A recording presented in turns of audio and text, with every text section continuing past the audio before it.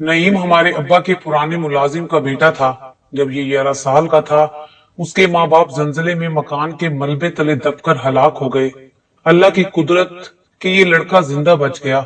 वालिद साहब उसे घर ले आए और उसकी परवरिश करने लगे। वो सिर्फ 8वीं तक पढ़ सका। घर के बराबर वालिद साहब का गोदाम था, जहाँ वो दुकान का माल स्टॉक करते थे। नईम को गोदाम में रहने के लिए जगह दे दी गई। खाना वो हमारे घर से खाता। गोदाम की सफाई और रखवाली के अलावा घर का सौदा सल्फ भी उसी के जिम्मे था। वक्त गुजरता गया, यहाँ तक कि नईम गबरू जवान हो गया। उसने कद काट शक्लो सूरत खूबसूरत निकाल ली थी। वालिद साहब को एक मुआवन की जरूरत थी और उस लड़के का भी कोई ना था। तभी ये अब हमारे कुंबे के लिए लाजमी हो गया था। पाँव की जूती को कोई सर पर नहीं रखता, ये मेरी अम्मी जान के अल्फाज थे। वो खिदमतगार का बेटा था और उसे खिदमतगार ही रहना था। लिहाजा वालदा नईम से फासला रखती थी। कहती थी, मेरे घर में बच्चियां हैं और गैर लड़के को दहलीज से बाहर ही खड़ा रखूंगी। उसे घर के अंदर आने की इजाजत देना गलत होगा। वालिद साहब को ताकीद कर दी कि अब ये अंदर नहीं आएगा, जवान हो गया है। जो काम होगा इसको बाहर से ही बता देंगे और खाना भी देवड़ी में रख देंगे। उठा लेगा और बर्तन वापस देवड़ी में धर कर दस्तक देगा तो हम खुद ब खुद उठा लेंगे। वालिद साहब नईम से प्यार करते थे, लेकिन वालदा की मंशा और रजा को भी मलहूजे नजर रखना जरूरी था। बस जैसा अम्मा ने कहा वैसा ही किया। ताहम कभी कभार हमें उस लड़के की जरूरत पड़ ही जाती थी। जब कभी भारी सामान इधर से उधर करना होता, छत के जाले साफ कराने होते या फिर कोई स्विच वगैरह दुरुस्त कराना पड़ता, अम्मी नईम को घर के अंदर बुलाती, लेकिन बाजी को मना करती कि तुमने इस लड़के के साथ ज्यादा बात नहीं करनी।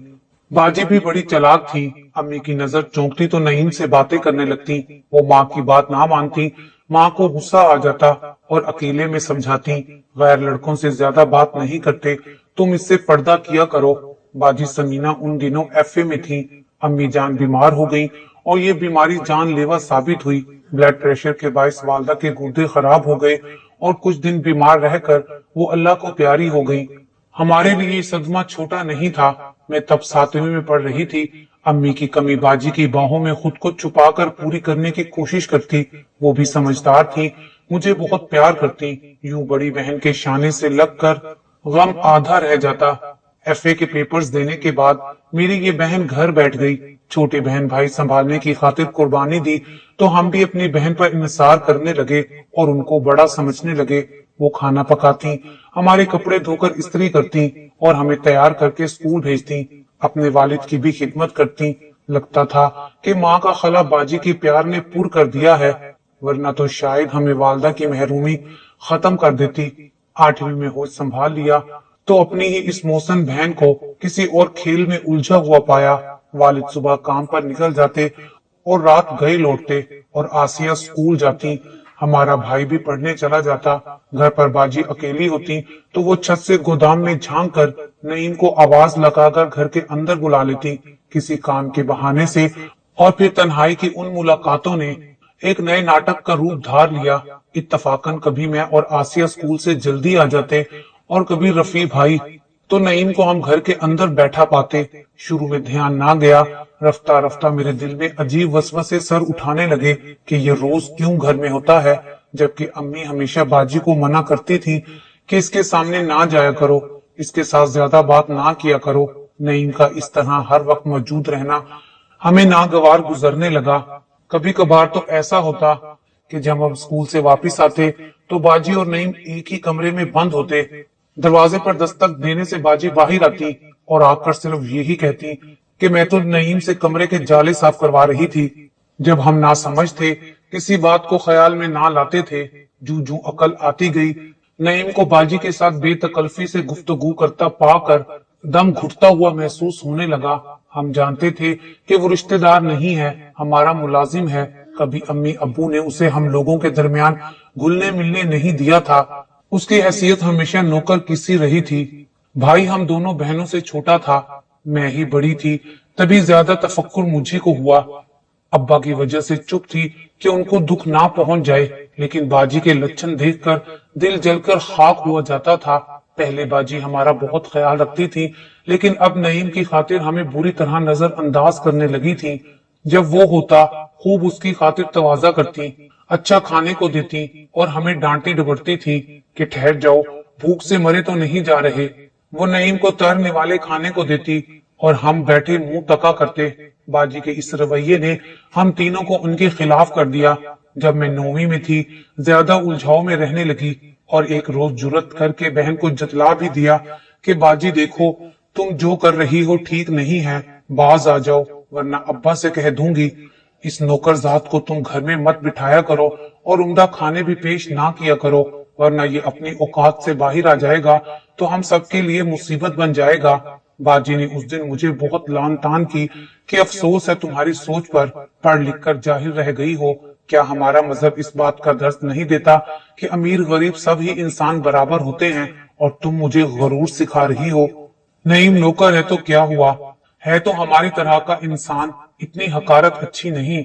मैं हकारत नहीं कर रही बाजी, बल्कि आपको एहतियात से काम लेने का कह रही हूँ।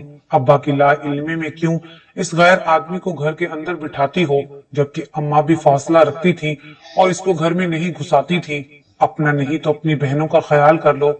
यकीनन जब अब्बा को इस बात का इल्म होगा तो वो बहुत नाराज होंगे और कभी न कभी तो उनको इल्म हो ही जाएगा। बाजी पर मेरी तंबीहा का कोई असर ना हुआ। हम तो यूं भी मजबूर थे कि छोटे थे, हमें और घर को वो ही संभालती थी। लेकिन अब जबकि मैं अच्छा बुरा समझने लगी थी तो कैसे चुप रहती। मैंने भी कह दिया, अगर तुम बाज ना आई तो सब कुछ अब्बा से कह दूंगी, फिर तुम्हें वो मारे या घर से निकाल दें, मैं जिम्मेदार नहीं। लेकिन अब मुझसे और ज्यादा कुछ बर्दाश्त नहीं होगा। जब देखा कि मेरे तेवर कड़े हैं तो आप ही आपे से बाहर हो गई, जूता उठाकर मुझे मारने लगी। उस पर मेरे दिल में तो जैसे आग सी भड़क उठी। पहले तो मैंने उनको महज डराया ही था, अब कसम खा ली थी कि जो हो सो हो, अब्बा से जरूर उनकी शिकायत करूंगी। शाम को अब्बा आए तो मेरा मुंह सूजा हुआ था, आंखें सुर्ख हो रही थी। उन्होंने प्यार से पूछा, हमारी बेटी को क्या हुआ है, क्यों आंखें सूजी हुई हैं? मैं तो बस फट पड़ी और जज्बात में आकर अब्बा को बता दिया कि बाजी रोज नईम को बुलाकर बिठा लेती हैं, उसे किचन में बिठाकर गरम गरम खाने पेश करती हैं। हम तो स्कूल होते हैं, जब आते हैं ये मौजूद होता है। यही बात मुझे अच्छी नहीं लगती। अब नईम जाएगा या फिर मैं इस घर में नहीं रहूंगी। कहने को तो ये सब कह गई, लेकिन अब्बा की तरफ ना देखा कि वो तो बस तिवरा कर रह गए थे। उसी वक्त घर से निकलकर गोदाम की तरफ गए और नईम से कहा कि 1 मिनट में यहाँ से दफा हो जाओ और फिर कभी अपनी शक्ल मुझे मत दिखाना। जिस थाली में खाते हो उसी में छेद करते हो। न जाने क्यों कर उन्होंने खुद पर काबू पाया जो नईम को जाने दिया, वरना इतने गुस्से में थे कि खुद मैं डर गई थी कि कहीं उसको मार न दें। नईम उसी वक्त चला गया, खुदा जाने कहां। अब मैं पछताती कि जल्दबाजी में अब्बा को बताकर बाजी की बेकदरी करा दी थी। जैसी भी थी, हमें तो मोहब्बत दे रही थी, देखभाल और हमारे सारे काम करती थी। तालीम हमारी खातिर छोड़ी, इतनी कुर्बानी दी ताकि अब्बा कहीं दूसरी शादी करके सुतेली मां ना ला बिठाएं। अब बुरे दिनों ने मुझे घेरा। अब्बा का बस न चलता था कि बाजी को कुएं में धक्का दे देते और वो उठते बैठते मुझे कोसती कि कमबख्त बहन है या डाइन, मुझसे मेरे बाप की शफकत और मोहब्बत छीन ली है। नागन, मैं तो हर वक्त तुझ पर निछावर हुआ करती थी और तूने ये सिला दिया है कि मुझे बाप की नजरों से गिरा दिया। मैं तुमसे इस बात का बदला जरूर लूंगी। नईम से बातें ही करती थी ना, कभी कोई गलत हरकत करते तो नहीं देखा था। फिर इतनी सी बात को बढ़ा चढ़ाकर अब्बा के कान क्यों भर दिए? मैं भी इंसान हूँ, कहीं आती जाती नहीं, हर वक्त तुम लोगों की सेवा करती रहती हूँ। तन्हाई से उकता कर नईम से 2 बातें करना क्या इतना बड़ा गुनाह था कि तूने बेचारे यतीम से रहने का ठिकाना भी छीन लिया? अब ना जाने वो कहाँ मारा मारा फिरता होगा। बहुत गुनाह होगा सबिया, देख लेना तुझे, तेरा भी हाल बुरा होगा और तू भी ऐसे दर बदर होगी कि उसकी बद्दुआ उम्र भर तेरा पीछा करेगी। ये जुल्म बहुत महंगा पड़ेगा जो तूने उसके साथ किया है। जू जू वो मुझे कोसती, मैं परेशान वो पशेमान होती। नईम तो फिर पलट कर ना आया और ना उसका कुछ अता पता रहा। मैंने रोते पीटते बीए कर लिया, तभी एक अच्छा रिश्ता आ गया। अब्बा ने झटपट मेरी शादी कर दी। बाजी बेचारी अभी तक कुर्बानी का बकरा बनी हुई थी कि एक छोटी बहन और भाई बाकी थे जिनकी देखभाल उन्हें करनी थी। कुछ रिश्तेदारों ने मेरे वालिद को सलाह दी, अब तुम दूसरी शादी कर लो ताकि घर संभालने वाली आ जाए और फिर तुम समीना की भी शादी कर देना। والد بھی چاہتے تھے کہ باجی سمینہ کی شادی کر دیں، لیکن کوئی اچھا رشتہ نہیں مل رہا تھا اور وہ اسی کوشش میں تھے کہ ادھر بیٹی کے فرض سے سبک دوش ہوں تو پھر اپنی شادی کے بارے میں سوچیں۔ انسان سوچتا کیا ہے اور ہوتا کیا ہے۔